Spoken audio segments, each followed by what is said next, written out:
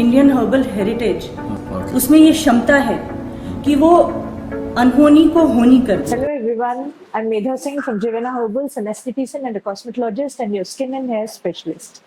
आज हम फिर आपके लिए बहुत सारे क्वेश्चंस लेकर आए हैं जो आप हमसे करते रहते हैं। तो लास्ट वीक के कुछ क्वेश्चंस हैं जो रिपीटेडली पूछे गए हैं और वो आपके पसंदीदा टॉपिक पर हैं, होम रेमेडीज, टर्मरिक का यूज। तो अनुष्का एक एक करके क्वेश्चन पूछती जाएंगी जो आप ही ने हमसे पूछे और मैं उसका उत्तर दूंगी। Hello ma'am. हेलो। अब मैं क्वेश्चन स्टार्ट करती हूँ। तो पहला क्वेश्चन ये है कि टर्मरिक से क्या वाकई में रंग गोरा होता है?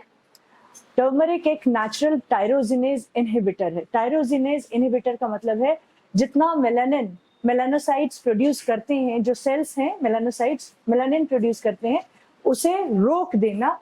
तो वो नेचुरल टायरोजिनेज इनहिबिटर का काम होता है, क्योंकि टायरोजिनेज एक ऐसा एंजाइम है जो मेलानिन के प्रोडक्शन को बढ़ाता है। तो उसको इनहिबिट करने का काम टर्मरिक करता है, क्योंकि इसका जो करक्यूमिनॉइड कंपोनेंट है वो बहुत अच्छे वे में सेरेमाइड्स को हेल्प करता है। तो वो सपोर्टर है सेरेमाइड्स का। तो सेरेमाइड्स हमारी स्किन में बहुत अच्छे से बनने लग जाते हैं अगर हम हल्दी लगाते हैं तो। लेकिन सेरेमाइड लिपिड सोल्यूबल होते हैं।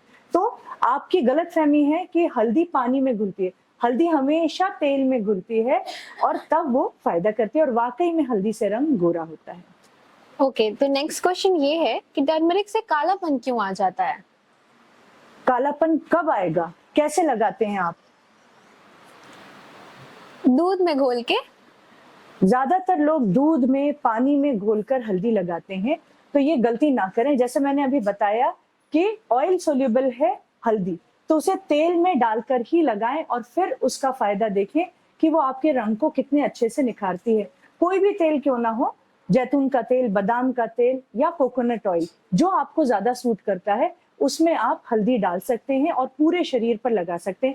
मैं यहाँ पर चेहरे की स्किन के लिए आपको नहीं कहूंगी कि आप हल्दी लगाएं, क्योंकि जब तक वहां की स्किन कंडीशन ना देख लें तब तक आपको ये सलाह नहीं दे सकते, क्योंकि बॉडी स्किन से फेशियल स्किन पतली होती है और बॉडी स्किन का बैरियर फंक्शन मजबूत होता है। इसलिए हम वहां पर ये चीजें बिना सोचे समझे भी लगा सकते हैं।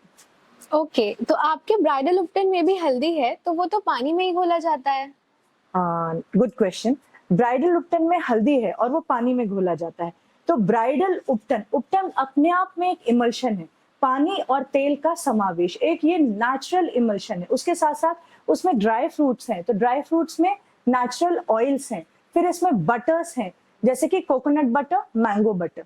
तो ये फैट सोल्यूबल हुए और हल्दी इनमें घुलती है, तब जाकर आपके उपटन के थ्रू आपकी स्किन को फायदा करती है। और फिर भी हम कहते हैं आपको कि ब्यूटी ऑयल आप अप्लाई करें और उसके बाद आप उपटन लगाएं। और बच्चों के लिए हम ऐसे ही यूज करने के लिए कहते हैं कि दूध में घोल लें, उसमें एक स्लाइस ब्रेड की डाल दें।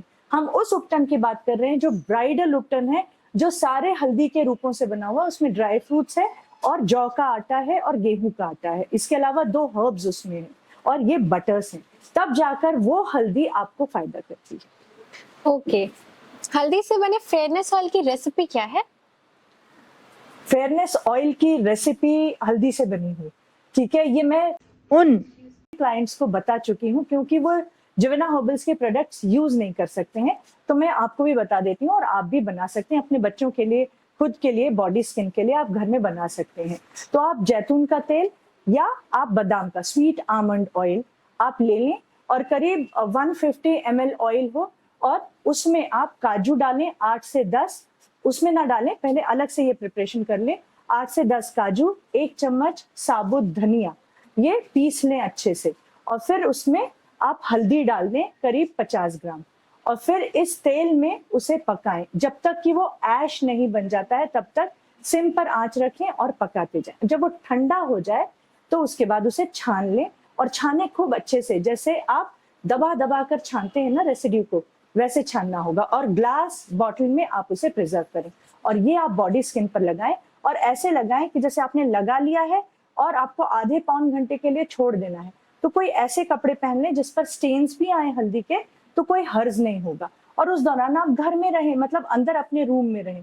उसके बाद आप उपटन लगा के नहा सकते हैं या बॉडी वॉश से डायरेक्ट नहाकर बॉडी लोशन या मॉइस्चराइजर अप्लाई कर सकते हैं। लेकिन बॉडी लोशन या मॉइस्चराइजर जरूर अप्लाई करें जब आप बॉडी वॉश से नहा लेते हैं इस तेल के बाद, तो नहीं तो ड्राइनेस आएगी और इसका जो काम है बेहतरीन तरीके से आपकी त्वचा को निखारना, वो ये नहीं कर पाएगा। ओके, तो नेक्स्ट क्वेश्चन ये है कि हल्दी खाने से क्या फायदे होते हैं? हल्दी खाने से जिनको इरिटेबल बाउल सिंड्रोम है उनको फायदा होता है, जिन्हें कॉन्स्टिपेशन है उन्हें फायदा होता है, रक्त शुद्धि होती है, वात की जिन्हें समस्याएं हैं वो कंट्रोल में आती हैं। लेकिन हल्दी तो हर सब्जी में होती है, उसके बाद भी कॉन्स्टिपेशन वगैरह क्यों होते हैं लोगों को? हर सब्जी में आप हल्दी इतनी डालते हैं और आपने एक बार सब्जी बना ली, उसके बाद आप उसे खाने के समय दोबारा गर्म कर लेते हैं, कभी कभी आप उसे तिबारा गर्म कर लेते हैं, रेफ्रिजरेट कर लेते हैं और फिर निकाल के फिर चौथी बार उसे गर्म कर लेते हैं। तो ऐसे में हल्दी क्या करेगी, जब सब्जी के ही सारे तत्व नष्ट हो जाएंगे, तो ऐसी हल्दी आपको फायदा नहीं करती है। और अगर ये टॉपिक आया है तो ये बताना यहाँ पर जरूरी है कि अगर आपने सब्जी बनाई है और आप उसे 3 घंटे बाद भी खा रहे हैं तो आप उसे गर्म करके ना खाएं, तो वो सब्जी का भी फायदा आपको मिलेगा, उसकी गुणवत्ता आपके शरीर को पूरी तरह से मिलेगी और उसमें जितने भी मसाले हैं हल्दी के साथ साथ वो सारे आपको फायदे करेंगे। तो एक बार आपने हल्दी डाली तो उसे फिर आप दोबारा गर्म ना करें, लेकिन आप हल्दी किस ढंग से खाएं वो मायने रखता है। आप तेल में या दूध में हल्दी को खाएं। अब तेल में तो हल्दी को नहीं खा सकते हैं, तो आप घी में आंच के हल्दी को खा सकते हैं। ये एक बहुत बड़ा टॉपिक होगा, कभी और किसी वीडियो में इसे कवर अप करेंगे। ओके, तो ये पूछना था कि किस उम्र से हल्दी हम लगा सकते हैं? हम बचपन से हल्दी लगा सकते हैं, लेकिन स्किन सेल्स फॉर्म होने में टाइम लगता है बच्चों के। तो जब 1.5 साल का बेबी हो जाए तो आप उसे हल्दी प्रॉपर वे में, जैसे कि तेल में लगाना है, तब आप उसे लगा सकते हैं और अच्छे से बॉडी वॉश से नहलाकर मॉइस्चराइज कर सकते हैं। लेकिन तब तक आप ब्राइडल उपटन से उसकी लोई कर सकते हैं, तो हल्दी का भी फायदा उसे मिलेगा, निखार आएगा। और इस पर एक वीडियो है लानुगो, वो जरूर देख लीजिएगा, डिस्क्रिप्शन बॉक्स में लिंक हम जरूर देंगे। तो वो लोई आप अपने 1 महीने के बेबी के लिए भी बना सकते हैं और उतने ही प्यार से पूरे शरीर पर फेर सकते हैं, जैसा कि मैंने उसमें बताया है। तो फायदा जरूर मिलेगा हल्दी का। तो क्या हम अपने स्कैल्प पर भी हल्दी लगा सकते हैं?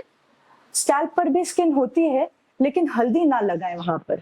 ये क्वेश्चन मुझसे कई बार लोग कर चुके हैं कि इरिटेशन होता है और ऐसा लगता है जैसे जख्म हो गए हैं सिर में खुजाते खुजाते, तो हल्दी लगा लें वहां पर।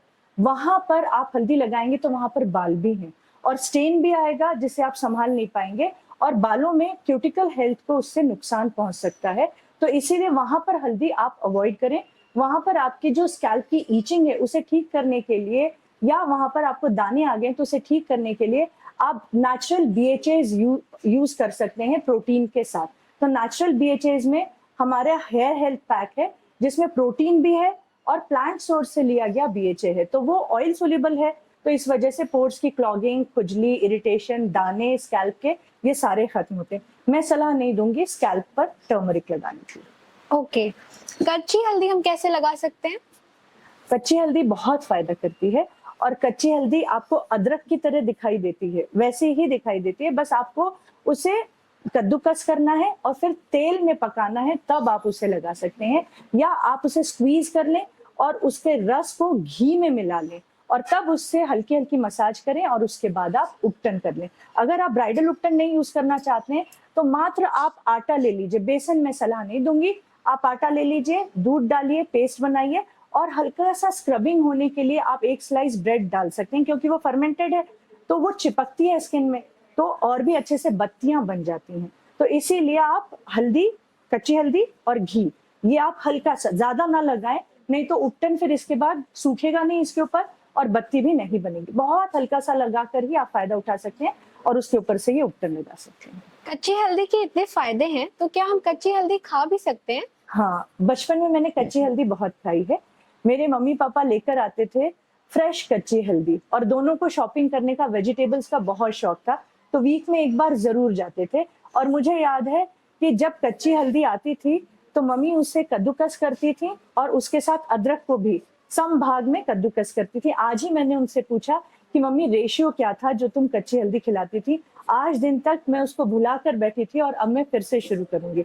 तो 1 इंच अदरक, 1 इंच कच्ची हल्दी, दोनों को कद्दूकस कर लिया और उसमें नींबू नमक डाला और खाया। इससे रक्त शुद्धि तो होगी, वात की समस्याएं दूर होंगी और पेट भी बहुत साफ होगा। बस थोड़ा सा ही काफी होगा। अगर आप किसी चीज की ज्यादती करते हैं तो वो नुकसान करता है। और इसे खाने के साथ साथ आपके रोटी में घी लगा होना चाहिए, आपके दाल में घी होना चाहिए, क्योंकि हल्दी शरीर को ड्राई करती है अंदर से, तो इसीलिए घी बहुत जरूरी है। Okay, last but most important question, brides to be healthy कैसे लगाएं बॉडी ग्रूमिंग के लिए? अभी मैंने तेल की रेसिपी दी है हल्दी की, वो बना लें, या फिर एक और काम कर सकते हैं, स्वीट आमंड ऑयल ले लें करीब 500 ml, और उसमें 200 ग्राम्स हल्दी पाउडर डाल दें। शुद्ध होना चाहिए वो पाउडर, घर का पिसा होना चाहिए, और उसे करीब 3 से 4 दिन रख दें धूप में, कांच के ही जार में रखें, और फिर उसके बाद उसे छान सकती हैं, या उसमें नीचे सेटल हो गई है हल्दी, उसे सेटल्ड रहने दें, और बस तेल को ऊपर से निकाल के रोज अपनी बॉडी पर लगा लें। फेशियल स्किन यहाँ पर मैं बिल्कुल उसकी बात नहीं कर रही हूँ, ये आप ध्यान में रखिएगा।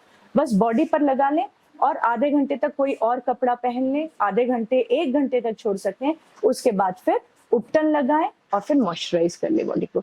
तो इतना निखार आएगा शादी के दिन, आपको ही ये दिखाई देगा कि फेशियल टोन और बॉडी टोन मैच कर रहा है, और आपने क्या किया, सिर्फ इतना काम किया, आपने करके जरूर देखिएगा। Thank you so much ma'am. You most welcome.